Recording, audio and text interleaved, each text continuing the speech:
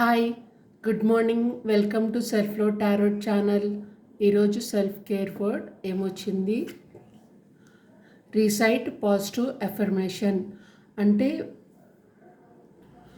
సానుకూల ధృవీకరణను అభ్యాసం చేయండి, పఠించండి. సానుకూలంగా అంటే మీ పట్ల మీరు ఏదైతే నెగిటివ్ భావాలు కలిగి ఉన్నామో దాన్ని పాజిటివ్గా మార్చుకొని అవి అనేవి చదవండి అనేసి చెప్తున్నారు.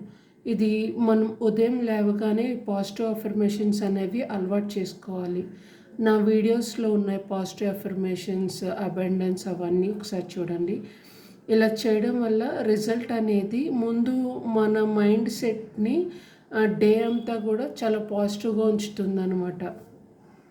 ఓకే, ఎలాంటి పాజిటివ్ అఫర్మేషన్ ఎంచుకోవాలంటే మీకు నచ్చింది, మీకు ఏదైనా కావాలనుకున్నారో అలాంటి పాజిటివ్ అఫర్మేషన్ని చూస్ చేసుకోండి, ఎంచుకోండి. ఆ తర్వాత ఆ అఫర్మేషన్ని పైకి బిగ్గరగా చదవండి.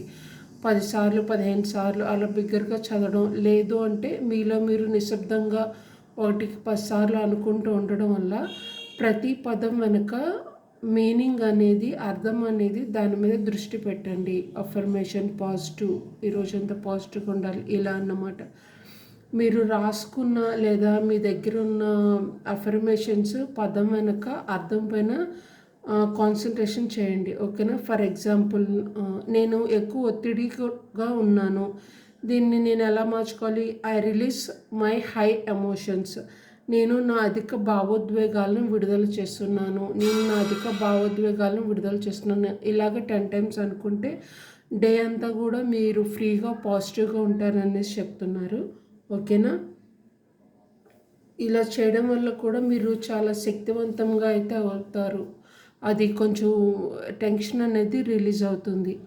ఈ పాజిటివ్ అఫర్మేషన్ రీడింగ్ అనేది మీ ఆత్మగౌరవాన్ని పెంచి డే అంతా కూడా మీ గోల్ పైన మీ ముందుకు తీసుకెళ్ళడానికి పాజిటివ్గా అండ్ మళ్ళీ ఆత్మవిశ్వాసంతో మనసు అనేది హాయిగా ఉంటుంది. ఓకేనా? చేస్తారు కదా? And okay, God bless you. Please like and subscribe my channel.